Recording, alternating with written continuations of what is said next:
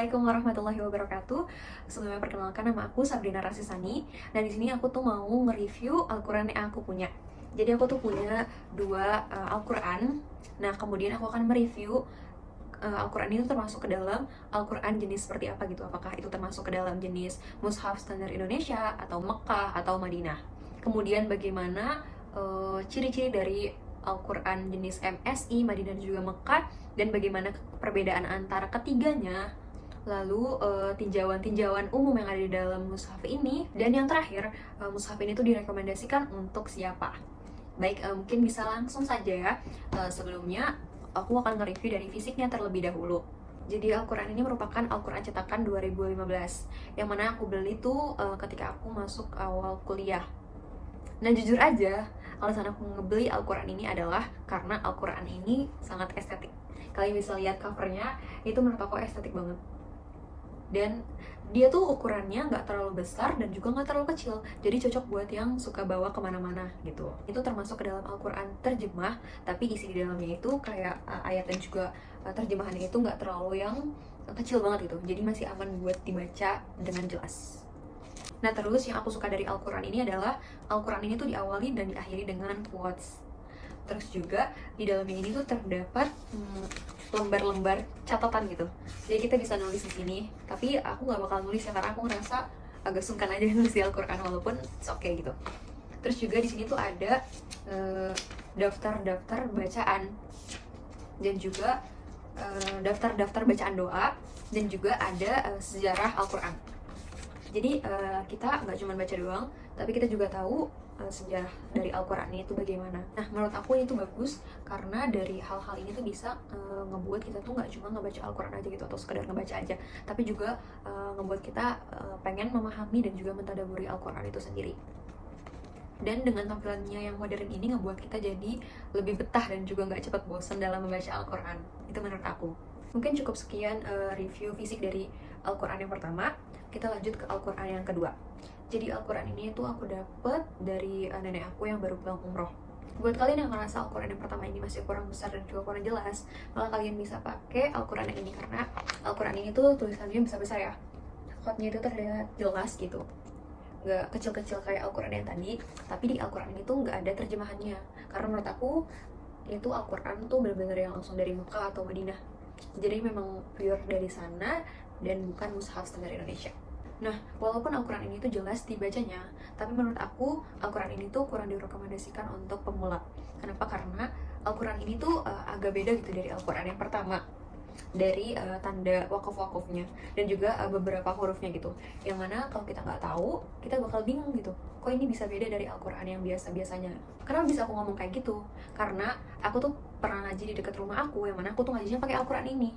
Terus aku ngerasain kok pas dibaca Al-Quran itu kayak ayatnya tuh panjang-panjang banget, dan nafas aku tuh nggak kuat terus gitu. Ternyata memang pas aku bandingkan dengan Al-Quran aku yang di rumah, ternyata tuh ini tuh beda gitu, mulai dari wakaf-wakafnya gitu, yang seharusnya di sini tuh wakaf qoli, tapi di sini kok nggak ada gitu, malah jauh. Terus juga wakafnya tuh jadi wakaf soli gitu. Terus aku tanyain ke guru aku, kalau misalkan beda gini tuh aku boleh nggak sih ngikutin mushaf yang ada di teman aku gitu, atau aku tuh harus ngikutin ketentuan yang ada di mushaf ini. Ternyata kata beliau, aku tuh ngikutin mushaf yang ada di sini aja, karena memang aku bacanya mushaf yang ini. Beda lagi kalau misalkan aku baca mushaf yang lain, maka ketentuannya juga seperti mushaf yang lain gitu. Nah, lanjut ya, karena kita udah nge-review bentuk fisik dari mushaf ini, kedua mushaf ini, kita akan lanjut ke apakah mushaf ini tuh termasuk ke dalam mushaf standar Indonesia, atau mushaf Madinah, atau mushaf Mekah. Dimulai dari suratnya. Nah, mushaf standar Indonesia ini memiliki 114 surat. Kita bisa cek di sini, mushaf yang pertama ini ada 114 surat. Ini mushaf ini ada 114 surat. Kemudian mushaf yang satu lagi juga ada 114 surat. Di sini juga mereka sama ya. Jadi sama-sama 114 surat. Kemudian kita akan melihat tinjauan umum dari kedua mushaf ini. Apakah kedua mushaf ini termasuk dalam mushaf standar Indonesia atau bukan gitu. Mari kita lihat dari yang pertama. Tinjauan umum ini terbagi menjadi ayat, terus juga ada makro, lalu ada hizb, kemudian ada juz, ada manzil, dan juga ada suratnya. Mari kita lihat kedua Al-Quran ini termasuk mushaf standar Indonesia atau bukan. Yang pertama ada ayat. Jadi mushaf standar Indonesia ini memiliki 6.236 ayat, sedangkan untuk mushaf Madinah ini terbagi menjadi dua, yaitu Madinah awal dan juga Madinah akhir. Untuk Madinah awal ini terbagi menjadi 6.217 ayat, sedangkan untuk Madinah akhir ini terdapat 6.124 ayat. Kemudian untuk Mekah ini ada 6.219 ayat. Nah, karena nggak mungkin saya menghitung keseluruhan ayat, jadi itu belum bisa ditentukan mushaf standar Indonesia atau Madinah atau Mekahnya. Baik, lanjut yang kedua yaitu ada makro. Jadi bisa dibilang makro ini merupakan ain atau tempat kita berhenti saat membaca Al-Quran gitu. Nah, kemudian makro di dalam mushaf standar Indonesia ini terbagi menjadi 557 makro. Nah, kemudian pembagian makro ini umumnya itu didasarkan atas kesatuan tematis pada kelompok ayat. Dan jumlah ayat dalam setiap makronya ini pun tidak sama. Dalam mushaf standar Indonesia, makro ini tuh dimulai dari Quran surah Al-Baqarah ayat 7. Mari kita lihat apakah ada. Nah, jadi di sini ada ya. Kalian bisa lihat di Al-Baqarah ayat 7 ini terdapat ain atau makro.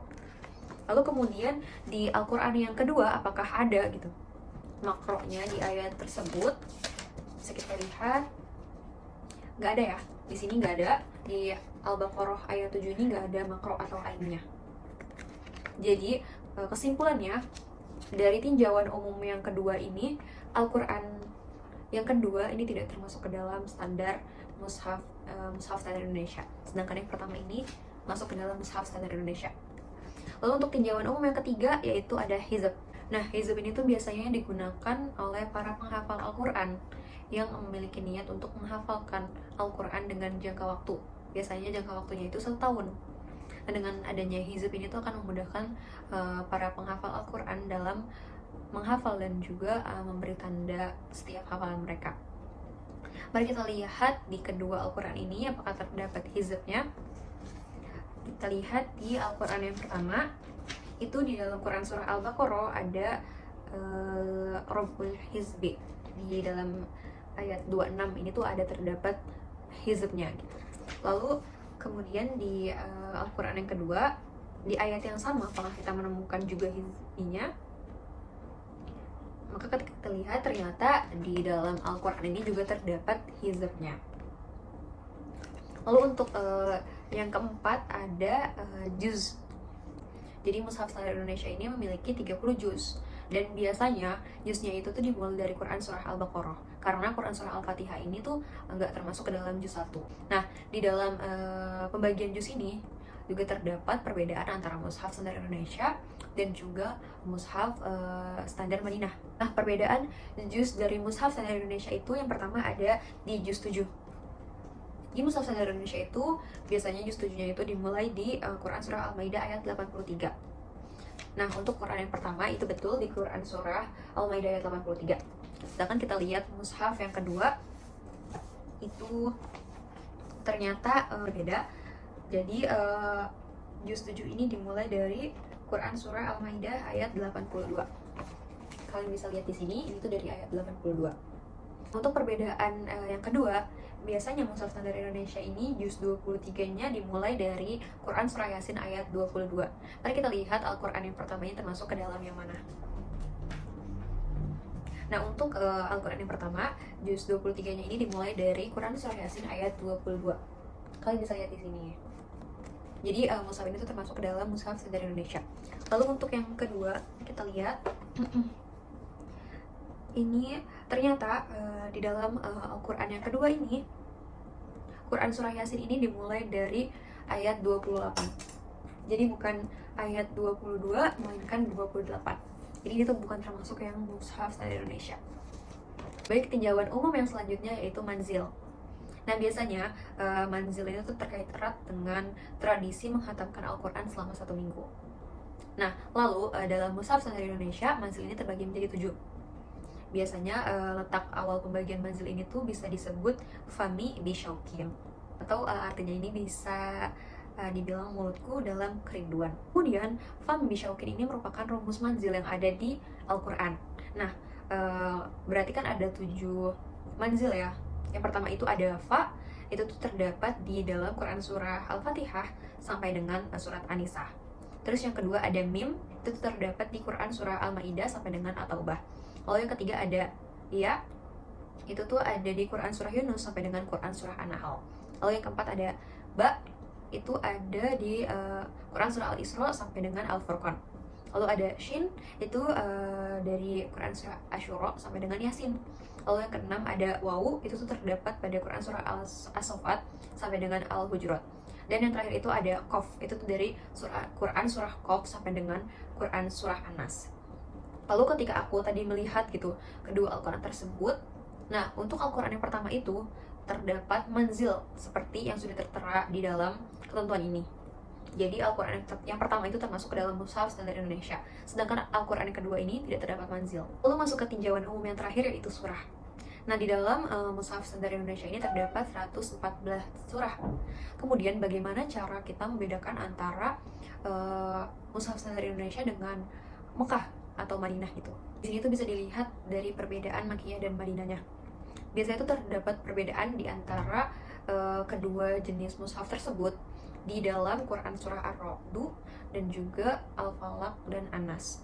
Jika surah Ar-Ra'd-nya ini adalah Makkiyah, maka ia termasuk ke dalam MSI. Lalu jika surah Ar-Ra'd-nya ini termasuk ke dalam Madaniyah, maka ia termasuk ke dalam Mushaf Standar Madinah. Lalu untuk Al-Falaq, jika ia Madaniyah, maka ia MSI. Sedangkan jika ia Makkiyah, maka ia adalah Madinah gitu. Lalu yang terakhir surah An-Nasnya, apabila dia itu dari Madaniyah gitu, Quran surah Madaniyah, maka dia tuh termasuk ke dalam MSI. Lalu jika An-Nasnya itu Makkiyah, maka ia termasuk Madinah. Mari kita lihat dari Quran surah Al-Falaqnya. Nah, Quran surah Al-Falaqnya ini di Al-Quran yang pertama itu termasuk ke dalam Madaniyah. Berarti ini termasuk ke dalam Quran MSI gitu. Lalu yang An-Nasnya ini juga termasuk Madinah. Maka Al-Quran ini itu termasuk MSI. Nah, untuk Quran yang kedua ini ternyata Quran surah Al-Falaq dan juga An-Nasnya itu Makkiyah. Kalian bisa lihat di sini, ternyata ini tuh Makkiyah. Lalu untuk Ar-Ra'd-nya, untuk Al-Quran yang pertama itu ternyata Makkiyah, dan untuk Al-Quran yang kedua itu Madaniyah. Nah, hal ini tuh menyimpulkan bahwasanya Al-Quran yang pertama ini merupakan Mushaf Standar Indonesia atau MSI. Karena setiap tinjauan umumnya itu masuk ke dalam Mushaf Standar Indonesia.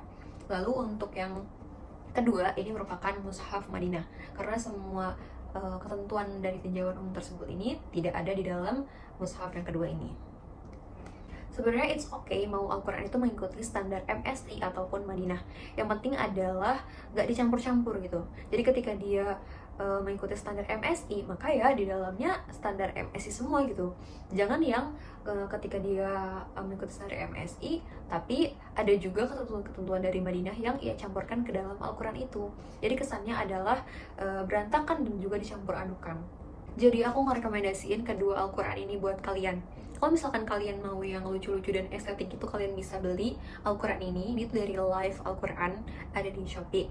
Nah, Al-Quran ini tuh udah aku buktiin sendiri kalau Al-Quran ini tuh mengikuti standar Mushaf Indonesia. Jadi aman buat kalian yang mau ngebaca Al-Quran gitu. Terus kalau misalkan kalian mau coba baca ini yang lebih besar gitu, yang lebih jelas, kalian bisa baca Al-Quran Madinah ini. Tapi untuk kalian yang pemula, aku saranin kalian jangan pakai ini dulu gitu, karena kan ada tanda baca dan juga ayat yang kadang masih agak susah dibaca buat kita yang masih pemula. Jadi mungkin cukup sekian dari aku, kurang lebihnya aku mohon maaf. Wassalamualaikum warahmatullahi wabarakatuh. Bye bye.